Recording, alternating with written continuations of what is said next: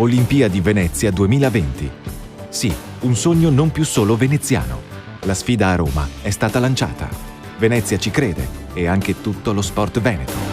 Un'occasione irripetibile, quella della candidatura alle Olimpiadi, sostenuta dalle istituzioni, dal mondo imprenditoriale e sportivo di tutto il Veneto.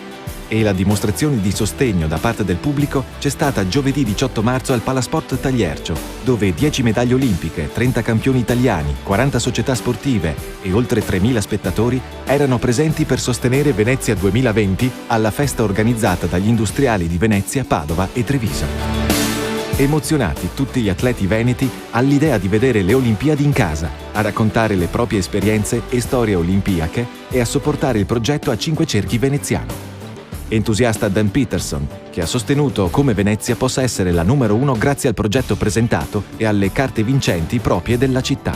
Dall'aeroporto al villaggio olimpico 3 minuti, ok?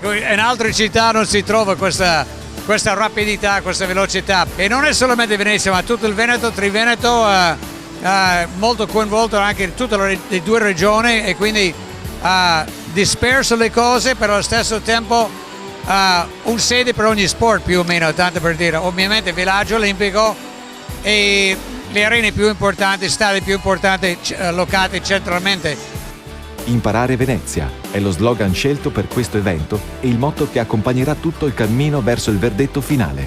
Uno slogan preso in prestito dal messaggio lanciato dal patriarca Angelo Scola, che vede nelle Olimpiadi del 2020 la possibilità per tutti di imparare la città e riscoprirla metropolitana.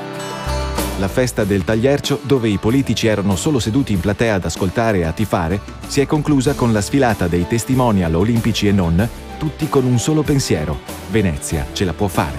Poter vivere un'Olimpiade diciamo in casa e viverle è incredibile e fantastico, insomma, penso che riempia di gioia i cuori di ogni veneto.